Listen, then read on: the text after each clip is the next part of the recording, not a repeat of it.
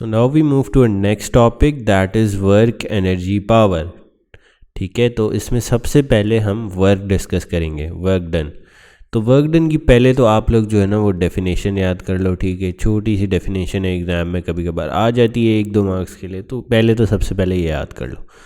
Work done is defined as the product, ठीक है, multiplication of force, ठीक है, force and the distance moved in the direction of the force. ठीक है, basically work done ये है कि basically work done is a product of the force and the distance moved in the direction of the force, moved in that direction. ठीक है, अब जो है आपको वर्क डन की डेफिनेशन आ गई। इसका मतलब ये है कि एग्ज़ाम में अगर डेफिनेशन आएगी तो आपके 1-2 मार्क्स से सिक्योर हो जाएंगे। ठीक है, दूसरी बात ये कि वर्क डन के यूनिट होते हैं जूल्स। ठीक है, ये इसका यूनिट है, जे कैपिटल जे से ये रिप्रेजेंट होता है, जूल्स इसका यूनिट है। ठीक है, hence for work done force and distance must be in same plane, they must be parallel to each other. Exactly, क्यों? क्योंकि अगर ये डिस्टेंस पैरेलल नहीं होंगे तो हमारी वर्क डन की डेफिनेशन सेटिस्फाई नहीं होगी। वर्क डन की डेफिनेशन क्या है कि फोर्स और उस डायरेक्शन ऑफ फोर्स में कितना डिस्टेंस ट्रैवल किया है उनका product is basically your work done. ठीक है, अब यहाँ पे देखो फोर्स हमारी कितनी है 50, उसके डायरेक्शन में हम कितना ट्रैवल किए 100 मीटर्स, तो हमारा वर्क डन क्या होगा 50 इंटू 100 मीटर्स। सारे जो क्वांटिटीज़ दी हैं वो SI यूनिट्स में, तो क्या आंसर आएगा 5000, और वर्क डन का यूनिट क्या है जूल्स। सिंपल। चलो अब आगे बढ़ते हैं। देखो यही वर्किंग यहाँ पे हुई हुई है। अब डिफाइन जूल, कभी कभार आ जाता है कि जूल को डिफाइन करो ये यूनिट को। तो बेसिकली अगर आप वर्क डन का फॉर्मूला देखो that is force into distance, तो इससे आप जूल की डेफिनेशन निकाल सकते हो। क्या निकालोगे? If a force of 1 Newton makes an object move a distance of 1 meter, then work done is said to be 1 joule। समझ आई? आपने फॉर्मूला से उसकी डेफिनेशन निकाल ली, और अगर ये नहीं करना चाह रहे तो सिंपल याद कर लो, if a force of 1 newton, ये की पॉइंट है, makes an object move through a distance of 1 metre, then work done is said to be 1 joule. ठीक है, सिंपल है, अभी तक सब सिंपल। अच्छा, what if force and distance are not parallel but perpendicular to each other? ठीक है, फिर वर्क डन क्या होगा? हमारी वर्क डन की डेफिनेशन हमें कह रही है कि work done is basically force and distance move in the direction of the force. ठीक है, लेकिन अगर फोर्स आपकी यूं लग रही है, ठीक है, यूं, और आपका ऑब्जेक्ट हॉरिजॉन्टली मूव कर रहा है, लेकिन फोर्स वर्टिकली लग रही है, force is vertical and distance is horizontal, तो इसका मतलब क्या है कि आपकी फोर्स की डायरेक्शन में, दैट इज वर्टिकल डायरेक्शन में, कोई डिस्टेंस नहीं है। d is 0 in the vertical direction, however d horizontal direction में तो है, लेकिन d वर्टिकल कितना होगा 0, तो वर्क डन क्या होगा 0। ठीक है, देखो work done would be equal to force vertical into distance vertical. अब डिस्टेंस हमारे पास हॉरिजॉन्टल है, ये DH है, d हॉरिजॉन्टल है, d वर्टिकल नहीं है। फोर्स अगर 50 न्यूटन लगा रहे हो, डिस्टेंस d वर्टिकल 0 है, तो वर्क डन 0 जूल हो जाएगा। ठीक है, तो अगर आपका जो फोर्स और distance perpendicular to each other है तो आपका work done that is equal to 0 हो जाएगा। इतनी बात क्लियर है? ये सब चीज़ यहाँ पे लिखी हुई है, देखो परपेंडिकुलर, सही है, और work done would be equal to 0।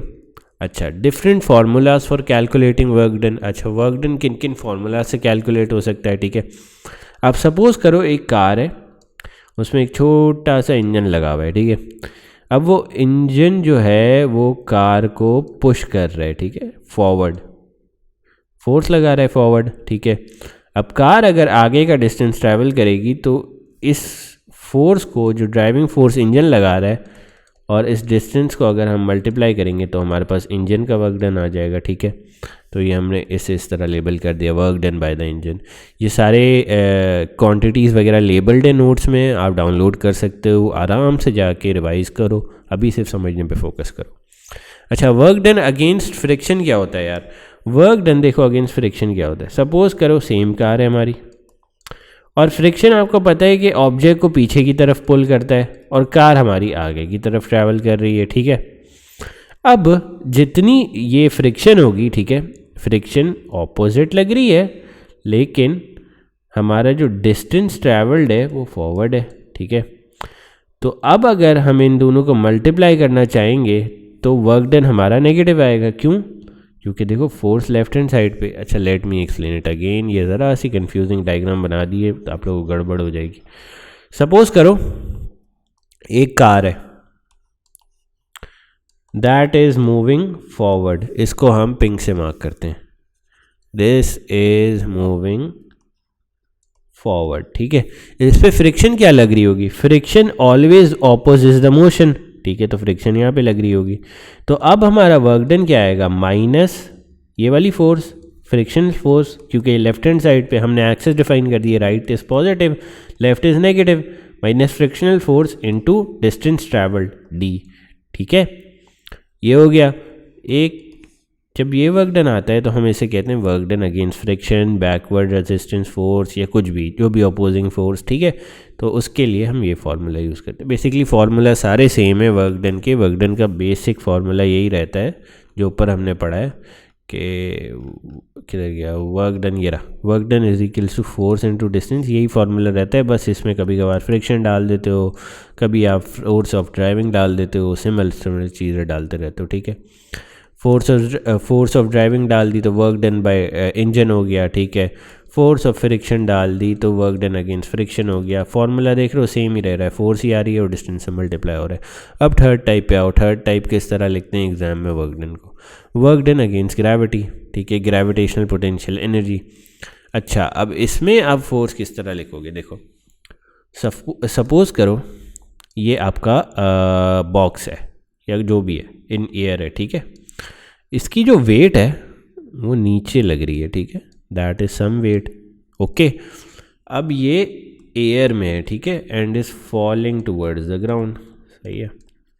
इसकी वेट वाली जो फोर्स है वो नीचे लग रही है, ठीक है। और ये चीज़ क्या है? ये वो डिस्टेंस है जो ये ट्रैवल करेगा, h, ठीक है। तो फोर्स एंड द डायरेक्शन और the distance in the direction of the force, तो weight into ji would be are work done against gravity. अब जी को हम ब्रेक कर लेते हैं, किसमें? ओ, वर्क डब्ल्यू इंटू एच होगा ये, ठीक है, जी डब्ल्यू इंटू एच हो गया। अब वेट किस में ब्रेक हो जाता है? एम जी एच में, ओके हो गया। तो इसी तरह हमारी ग्रेविटेशनल पोटेंशियल एनर्जी भी ड्राइव होती है, ठीक है। Is everything clear? अगर कुछ भी अनक्लियर है तो रिवाइंड करके देखो, अगर फिर भी नहीं समझ आता तो do ask me questions in the comments, ठीक है। What happens to work done on any object, ठीक है। अब हम सोचते हैं कि यार अगर हम वर्क डन तो करवा रहे हैं, लेकिन ये वर्क डन की एनर्जी या वर्क डन जा कहाँ रहा है, ठीक है। सपोज करो ये वर्क डन है, ये फोर्स लगाई मैंने, इसने एक डिस्टेंस ट्रैवल किया, ये वर्क डन तो हो रहा है, लेकिन इसके आगे क्या होता है, ठीक है। It is believed that work done on any object always gets converted into some form of energy. ये चीज़ याद कर लो, अगले लेक्चर में बहुत काम आने वाली है और अभी भी बहुत काम आएगी कि वर्क डन हमेशा किसी ना किसी एनर्जी में कन्वर्ट होता है। Let me explain it here. Work done will always get converted into some form of energy। ये चीज़ याद कर लो, बहुत काम आने वाली है आगे, ठीक है, बहुत काम आने वाली है आगे। Work done always gets converted into some form of energy, ठीक है। अब आ जाओ और पढ़ते हैं इसको। Hence we can say work done and energy are the same. Yes, क्योंकि अगर वर्क डन किसी भी फॉर्म ऑफ एनर्जी में कन्वर्ट होगी हमेशा, तो work done and energy are same, which is why they also have the same units joules. Okay, sensible.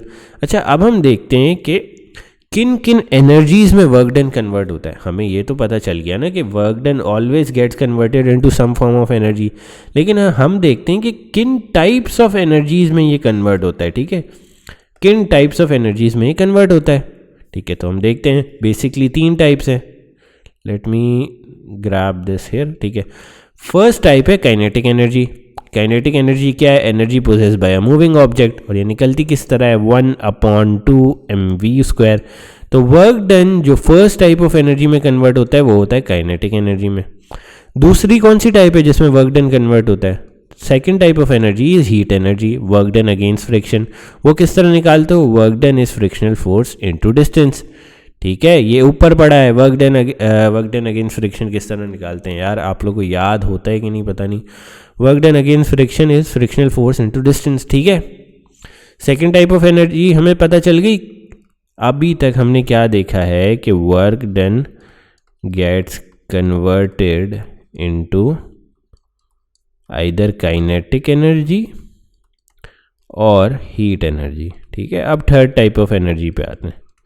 Third type of energy कौन सी है, कोई बता सकता है? स्क्रीन पे लिखी हुई है आपके, इस पोटेंशियल एनर्जी। ठीक है, अब आइदर देखो, अब तुम्हारे पास एक बहुत अच्छी सेंसिबल चीज़ आ गई कि work done either gets converted into kinetic energy, heat energy और पोटेंशियल एनर्जी। देख रहे हो, this is your basis of this chapter. ठीक है, work done either gets converted into kinetic energy, heat energy और पोटेंशियल एनर्जी। ठीक है, अब पोटेंशियल एनर्जी में ना एक मसला है। पोटेंशियल एनर्जी के अपने दो पार्ट्स हैं, एक है इलास्टिक पोटेंशियल एनर्जी एंड एक है gravitational potential energy. So let's see the two parts.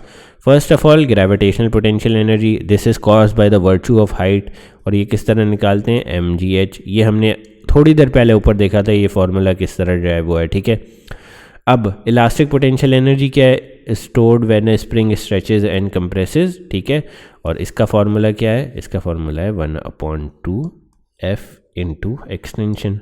ठीक है, इतना सब क्लियर है। This completes our first part of this chapter that is related to work done and work और एनर्जी की conversion. अगली क्लास में हम कंटिन्यू करेंगे इसको और law of conservation of energy और थोड़ी बहुत एनर्जी कन्वर्जन्स देखेंगे। ठीक है, so thank you for watching.